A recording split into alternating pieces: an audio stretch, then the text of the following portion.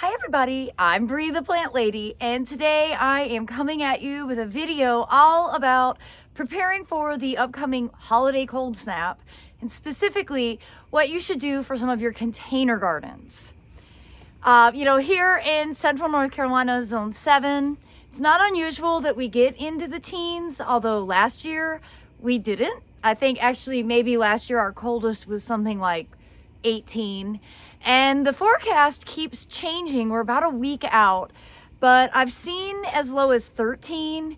Right now it's showing the lowest is 16, but nevertheless those are temperatures that definitely catch my attention. Usually temps below 22 degrees Fahrenheit are kind of my trigger for, okay, maybe need to think a little bit critically about anything that's tender.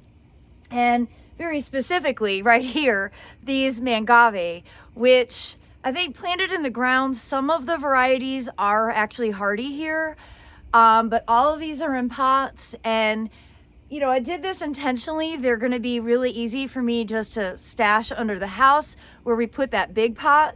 So that's going to be my first step right now, because I don't want to lose all these mangave. I think they're really beautiful. They're such great performers in the summer. There's no way that I am going to risk what they would look like with 16 degrees as a low. We have several days where it doesn't look like we're going to get above freezing, which again is pretty unusual for here, but not completely out of the ordinary. But I'm going to go ahead and avoid any potential mushy disgustingness by getting all of these moved into the crawl space where we added grow lights. So that's step one. And then stay tuned, because I'm going to talk about the rest of the containers that I'm leaving outside unprotected. Okay, you can see all of the mangave are now moved in here. I adjusted one of the lights to really target behind the big planter. So all the smaller pots are back there with the larger containers along the front. They're going to be safe and sound here for the rest of winter. I'm not going to have to worry about moving them again. All right, now that the mangave are safely stashed under the house, we got to think about, what about all of these other mixed containers? And I want to draw an important distinction first and foremost. With succulents, like the mangave or like all of the other tender succulents that I have stashed in my heated shed, it's a combination of cold and wet that causes the trouble. Now, with other hardy plants, like, violas and pansies and cool season vegetables and hydrangeas and roses, like I have in these pots, the wet actually is an insulator. It's to your advantage to have these pots wet, because they are less likely to freeze, because the water actually increases the temperature of the soil zone. So when I was living in the Midwest, and actually right after college, I worked with a landscape maintenance company. And one of the biggest challenges that we had with plants was the fact that the ground froze, and then plants would get dehydrated and actually die, not as a result of the cold, but as a result of being completely dry. And the root systems, suffered, and the plant just perished. So, because here in the Southeast, we don't usually stay frozen for very long. And in fact, we broke the record a few years ago where we stayed below freezing, I think, for 3 consecutive days. It looks like we're going to have something kind of similar coming up over the holidays, which is disappointing, but it is what it is. So number one thing for large outdoor containers, make sure that they are well watered. Now, we just had almost 2 inches of rain yesterday, but by the time this cold snap comes around, over a week from now, or exactly a week from now, I'll definitely need to re-water all of these pots. It's saying that it's also really important that you disconnect your hoses.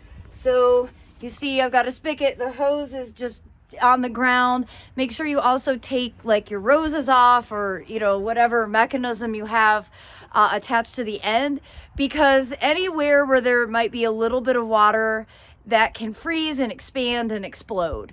And I don't want you to have problems with your plumbing at all. You know, that's never great. Having lived through 2 catastrophic house floods, nobody wants to deal with major plumbing issues. So, okay, another thing that's important about large mixed containers, put them in an area like close to your house where they're going to get this sort of microclimate situation, because like here, not only are they getting, you know, extra warmth from the concrete, they're also getting it from the bricks on the foundation of the house. So, you know, if you have pots not close to your house, this would be a time where you might consider moving them in. And in fact, I have some that's precisely what I'm going to do to help make sure that they, you know, have the best possible chance of making it through the cold coming up. All right, so here are some pots that were seeded the week of Thanksgiving, and they're actively growing. You see, I've got wheat and poppies and kale and lettuce and more wheat over there. And generally speaking, these are actually going to be totally fine. I'm going to go ahead and move the 2 pots of wheat closer to the house over here because there's room on that patio where they'll just get the extra warmth. Wheat is hardy to like -10. Honestly, I don't need to do this at all. I'm only doing it because the pots match. Everything else I'm leaving in place, and no, I am not going to cover any of this stuff. And that's another really important point. Some people might be more pro covering than me. I've had a lot of times where if it's windy, I haven't secured the covers well enough, they blow off, or worse, if you get any precipitation, that actually will make the cover crush the plants underneath, and you end up with more damage than benefit. So my philosophy is I don't really grow anything in winter containers that is so sensitive that it needs to be covered. If it does need to be covered, it's probably easier to bring it inside somewhere. I don't cover anything except for that large mangave pot, which we covered with a moving blanket. And if you recall, I was really paying attention to the forecast to make sure that I was always taking that cover off if we were getting rain, because it would get heavy and it would crush the plants. So that's my stand on covering. I really don't do it, with one exception. I have covered the live wall. We'll walk over to the live wall in a minute and we'll talk about whether or not I should cover it this time. At this stage, I'm certainly not going to, but it might be if the forecast continues to crash and temperatures get, you know, really like below 12. That's my mental time to think, okay, these, you know, being in containers, again, they're not in the ground. Their roots are going to freeze, and the long-term consequence of that could be death. So we'll talk about that in a minute. For now, I'm just going to move the 2 pots of grains over to the foundation of the house just to give them a little extra microclimate benefit. Well, so you can see all of these pots are a matching set. And that was really the main reason I wanted to bring the grains over. They are going to be extra warm here, but remember, the grains are hardy to like, I don't know, -15, -20. They're not going to have any trouble with the weather that we have coming up in our forecast. But nevertheless, I think they're going to look good here for the remainder of winter. And again, I'm not going to do anything to protect these pots. I think the location being where they're getting, you know, nice full sun for half the day. They're on concrete. They've got the brick of the house adjacent. This is definitely going to stay warmer. And, you know, just take advantage of the natural microclimates that you have on your property. Stash your pots there, and ultimately it'll be a lot less work and a lot less effort. What about poppies? I can't tell you how many emails I've gotten in the last few days, people freaking out about poppies. So, okay, these are poppies in pots. They're going to be a little bit more sensitive to cold. Nevertheless, I'm not doing anything to them. They're going to stay here. They get they get full sun. So this is a great kind of warmish area. And poppies are also cold hardy to like -20. So at this stage, they're so small. There's absolutely nothing that you need to do. You don't need to cover them. Again, make sure that your pots are wet before the cold snap really hits. Obviously right now they're absolutely saturated because we got 2 inches of rain yesterday. But before next Friday, I will make sure that I come out and give these a good drink if we haven't had ample rain. That way they will have that extra insulation from the water that will help prevent their root zone from freezing. But again, these were planted the week of Thanksgiving. Their root system is tiny, so you're really only looking at needing to keep like the top couple of inches saturated. I'm not worried at all about these plants coming through with, I mean, even 12 degrees, I wouldn't be worried about poppies. Totally fine. And frankly, the same thing goes for kale here and lettuce. Because these are so small, they don't have a lot of tender new growth on them. They should be fine. I'm not going to cover these and I'm not going to move them. And you know what? If they do get damaged, it doesn't matter. I can just sow more seeds. That's the thing. When you grow things from seed, the consequence of them dying is really not that significant. You can always start over. What about all of these plants that are supposed to go into the ground? Well, I'm hoping they will all be in the ground by the time the cold snap comes. The bed is prepped. I need to do bulbs first. And then I'm hoping like over this weekend and into next week, I will get all of this stuff planted and I won't have to worry about it.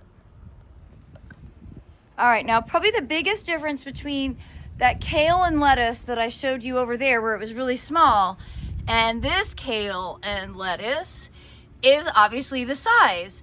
And because these have tender new growth on them, these are going to be best, you know, brought inside. I think I'll probably just stash these in the heated shed.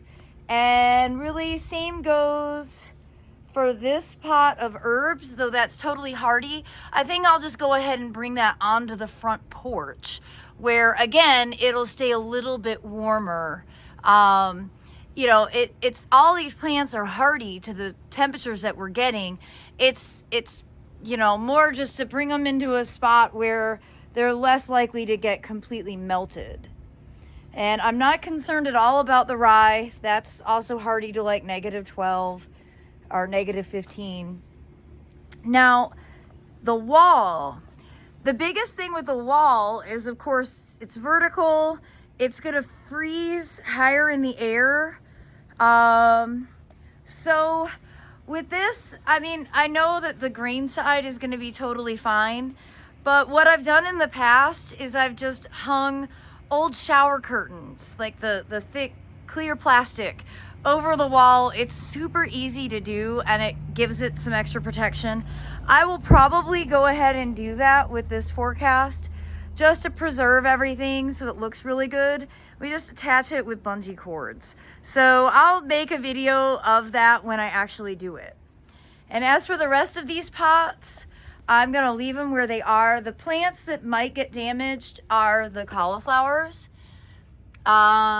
And I'll make the decision in the moment. I might go ahead and harvest these because they aren't really growing much at this stage. And I'd hate to have them just be mush and not be utilized. So yeah, we'll see in the moment. I'll make another video next week as the cold weather gets closer and closer. But again, this is a really great microclimate. Here, again, concrete, brick from the house. This is definitely gonna stay warmer than say somewhere out in full exposure, which is precisely why I concentrate lots of containers right here in this kind of southeast facing zone, house adjacent. I don't plan to do anything with these pots. I'll let them be. You know, they are movable. I can move them with a dolly, but I don't think that I need to actually move these. Now I have a ton of plants out here around the greenhouse. All of these things are actually destined to get planted next door. Hopefully I'll get that done. In the greenhouse, I have a handful of things that could benefit from a little protection, specifically rooted camellias like these. These things I'm actually just gonna be able to pop right under this bench, and then I'll unroll the plastic and it'll essentially be a little greenhouse. Even without a heater, that'll provide enough protection for anything that's marginally tender. So I'll go ahead and get that accomplished today while it's dry and sunny. All right, there you have it. All the plants, neat and tidy, tucked away inside. And that is the easiest way to keep broadleaf evergreens from having damage from mid-teens. And out here, you know, this is definitely not extra protected. I'm not worried at all about any of the grains. I'm curious to see what the fava beans will do. I'm assuming they're gonna melt with this cold weather. I have nothing to lose and only to gain information from this experiment. I'm not gonna do anything to the pots out here. These could be candidates to go ahead and cover if you wanted.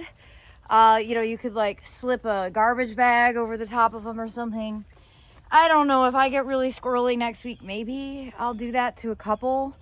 But honestly, big picture, I'm not sure it's really worth putting that kind of effort in.